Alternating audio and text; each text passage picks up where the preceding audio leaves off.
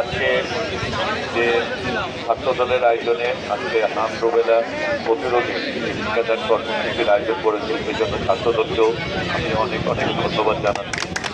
আর সাথে সাথে দীর্ঘক্ষণ যাদেরকে নিয়ে বাংলাদেশ স্বপ্ন দেখে, যারা আগামীর নিজেদেরকে গড়ে তুলে আগামীর বাংলাদেশকে গড়ে তুলবে, আমার সেই সকল ছাত্রীদেরকে আমি অনেক অনেক শুভেচ্ছা জানাচ্ছি।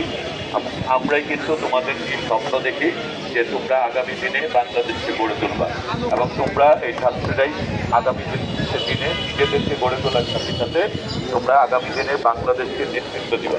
এই নেতৃত্বের সাথে রাজনৈতিক তোমরা কেউ বিভিন্ন পেশায় যাবা, সেখানে যে যার যার অবস্থান থেকে তোমরা বাংলাদেশকে গড়ে তুলবা।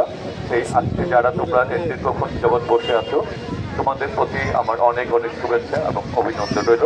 আমাদের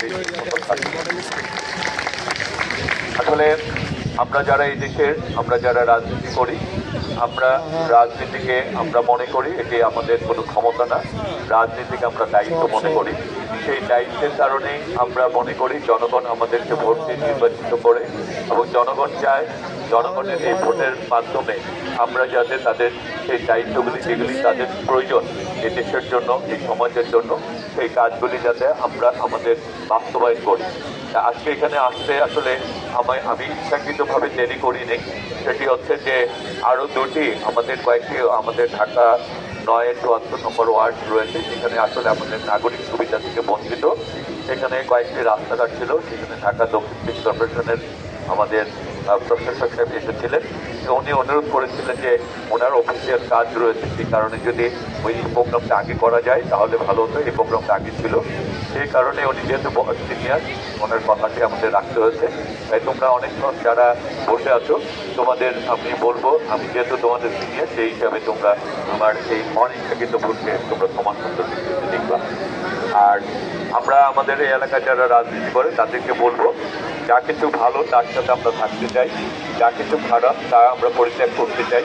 এই ভালোর সাথে থেকে আমরা মানুষের মন জয় করে মানুষের জন্য কাজ করে আমরা এগিয়ে যেতে চাই। আমরা সেই ব্যাপারে সকলের সহযোগিতা চাই।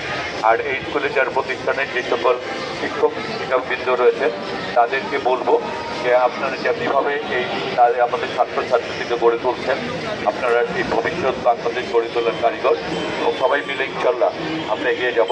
তার এই অংশ হিসাবে আজকে হাম রুবেলা, এটি হচ্ছে মহামারী আকার যাতে ধারণ না করে আমরা যাতে আমাদের শিশুদেরকে, যারা 6 মাস থেকে যাদের বয়স 5 বছর যাবত রয়েছে, তাদেরকে সেই টিকাদানের মাধ্যমে তাদেরকে এই রোগ থেকে আমরা যেন মুক্ত করতে পারি। সেই কারণে আমাদের